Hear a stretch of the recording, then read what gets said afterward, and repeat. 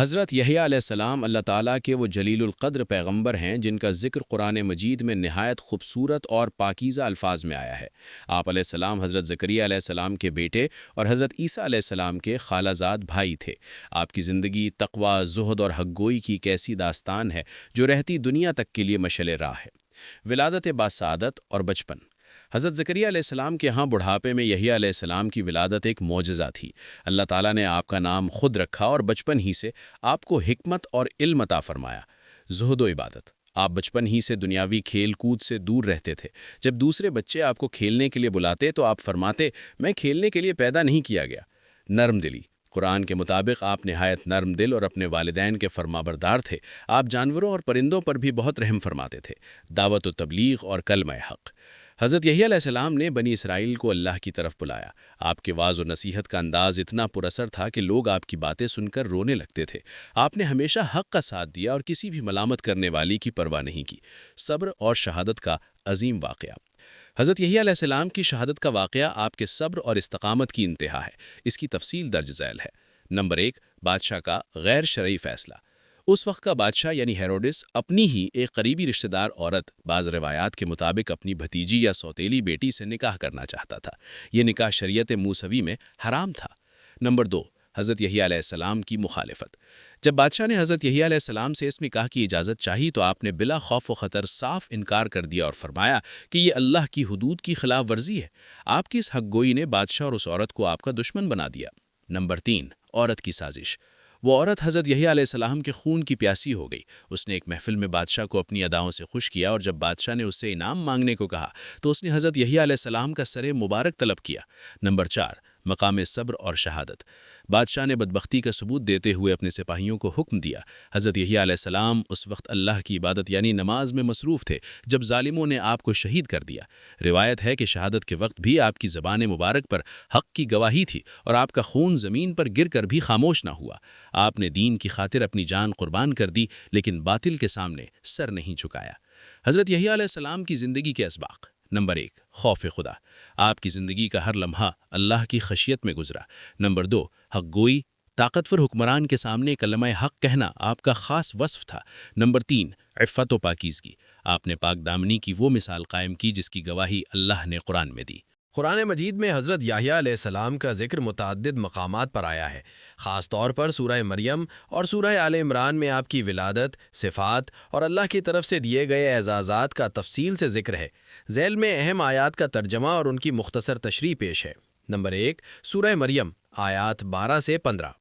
ان آیات میں اللہ تعالیٰ نے براہ راست حضرت یحییٰ علیہ السلام کی صفات بیان فرمائی ہیں۔ یحییٰ خذ الکتاب بقوۃ وآتینہ الحکم صبیا۔ اے یحییٰ، کتاب یعنی تورات کو مضبوطی سے تھام لو اور ہم نے انہیں بچپن ہی میں حکمت یعنی نبوت و دانائی عطا کر دی تھی۔ وحنانا من لدنا وزکاۃ وکان تقیا، اور اپنی طرف سے شفقت اور پاکیزگی بھی عطا کی اور وہ بڑے پرہیزگار تھے۔ وبرم بوالدیہ ولم یکن جبارا عصیا، اور وہ اپنے والدین کے ساتھ حسن سلوک کرنے والے تھے اور سرکش و نافرمان نہ تھے۔ وسلام علیہ یوم ولد ویوم یموت ویوم یبعث حیا، اور ان پر سلام ہو جس دن وہ پیدا ہوئے اور جس دن وہ وفات پائیں گے اور جس دن وہ دوبارہ زندہ کر کے اٹھائے جائیں گے۔ نمبر 2، سورہ آل عمران، آیت 39۔ جب حضرت زکریا علیہ السلام محراب میں دعا کر رہے تھے تو فرشتوں نے انہیں یحییٰ علیہ السلام کی خوشخبری ان الفاظ میں دی: فنادته الملائکۃ وہو قائم یصلی فی المحراب ان اللہ یبشرک بیحییٰ مصدقا بکلمۃ من اللہ وسیدا وحسورا ونبیا من الصالحین۔ پھر فرشتوں نے انہیں آواز دی جبکہ وہ محراب میں کھڑے نماز پڑھ رہے تھے کہ بے شک اللہ آپ کو یحییٰ کی خوشخبری دیتا ہے جو اللہ کے کلمے یعنی عیسیٰ علیہ السلام کی تصدیق کرنے والا ہوگا، اور وہ سردار ہوگا، جذبات پر قابو رکھنے والا پرہیزگار ہوگا اور صالحین میں سے ایک نبی ہوگا۔ ان آیات سے حاصل ہونے والی اہم صفات: صاحب حکمت، اللہ نے انہیں بچپن ہی میں فہم و فراست عطا کر دی تھی۔ حنان، نرم دلی، وہ مخلوق خدا کے لیے انتہائی شفیق و مہربان تھی۔ زکوٰۃ، پاکیزگی، ان کا کردار اور روح گناہوں سے پاک اور ستھری تھی۔ والدین کی خدمت، وہ اپنے والدین کے بے حد فرمانبردار تھے۔ حصور، ضبط نفس، وہ دنیاوی لذتوں اور نفسانی خواہشات سے دور رہنے والے زاہد انسان تھے۔ سلامتی، اللہ نے ان کی پیدائش، موت اور روز قیامت تینوں کٹھن مراحل پر اپنی سلامتی کا وعدہ فرمایا ہے۔ حضرت یحییٰ علیہ السلام کی زندگی ہمیں یہ سبق دیتی ہے کہ حق کی خاطر بڑی سے بڑی قربانی دینے سے بھی دریغ نہیں کرنا چاہیے اور ہمیشہ اللہ کی حدود کی پاسداری کرنی چاہیے۔ حضرت یحییٰ علیہ السلام کی شخصیت اور ان کے اوصاف کو مزید گہرائی میں سمجھنے کے لیے ہمیں ان کی زندگی کے ان پہلوؤں پر نظر ڈالنی ہوگی جو انہیں دوسرے تمام لوگوں سے ممتاز کرتے ہیں۔ قرآن مجید اور مستند روایات کی روشنی میں مزید تفصیل درج ذیل ہے۔ 1. بچپن کی بے مثال دانائی اور زہد۔ عام طور پر بچے بچپن میں کھیل کود اور کھلونوں کی طرف مائل ہوتے ہیں، لیکن حضرت یحییٰ علیہ السلام کا معاملہ بالکل مختلف تھا۔ حیات طیبہ کا آغاز۔ جب آپ پیدا ہوئے تو آپ کے چہرے پر ایک خاص نور تھا جس سے آپ کی تقدس کا اظہار ہوتا تھا۔ یحییٰ، زندہ رہنے والا۔ اللہ تعالیٰ نے آپ کا نام یحییٰ رکھا، جس کا ایک مطلب یہ بھی ہے کہ اللہ ان کے ذریعے ان کے والدین کے ذکر کو اور لوگوں کے دلوں کو ایمان کے ساتھ زندہ رکھے گا۔ گریہ و زاری۔ روایت ہے کہ آپ اللہ کے خوف سے اس قدر روتے تھے کہ آپ کے رخساروں پر آنسوؤں کے نشان پڑ گئے تھے۔ آپ اکثر تنہائی میں جا کر اللہ کی عبادت کرتے اور کائنات کی حقیقتوں پر غور فرماتے۔ 2. حصور یعنی نفس پر مکمل قابو کی حقیقت۔ قرآن مجید نے آپ کے لیے حصور کا لفظ استعمال کیا ہے، سورہ آل عمران 39۔ علماء اس کی تشریح یوں کرتے ہیں: آپ نے اپنی پوری زندگی میں کبھی کسی گناہ کا ارادہ تک نہیں کیا۔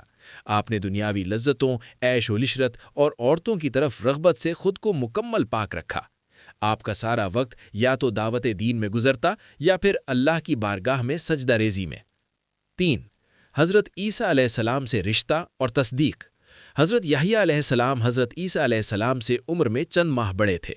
پہلے مصدق، آپ وہ پہلے شخص تھے جنہوں نے حضرت عیسیٰ علیہ السلام کی نبوت کی تصدیق کی اور لوگوں کو ان کی آمد کی خوشخبری دی۔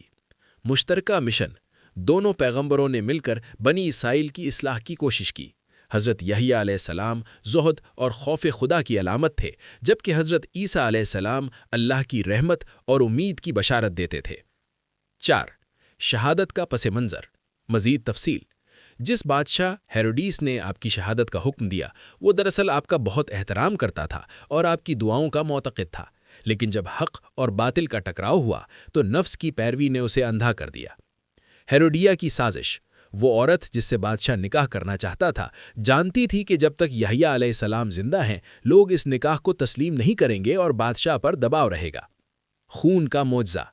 بعض تاریخی روایات جیسے کہ ابن کثیر رحمۃ اللہ نے ذکر کیا ہے میں آتا ہے کہ شہادت کے بعد آپ کا خون ایک تشت میں جوش مارنے لگا اور وہ تب تک ٹھنڈا نہیں ہوا جب تک کہ ظالموں کو ان کے عبرتناک انجام تک نہیں پہنچا دیا گیا۔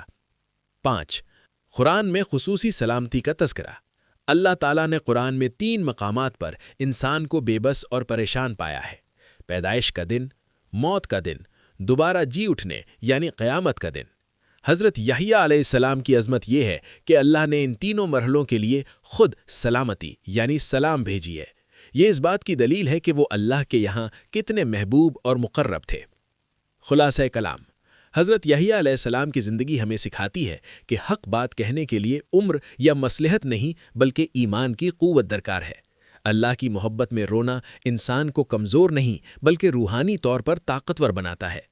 والدین کی خدمت اور نرمی اللہ کے نزدیک نبوت کے ساتھ جڑی ہوئی صفات ہے۔ حضرت زکریہ علیہ السلام کی وہ دعا قرآن مجید کے خوبصورت ترین حصوں میں سے ایک ہے، جو بندے کی عاجزی اور اللہ کی قدرت پر کامل یقین کا اظہار ہے۔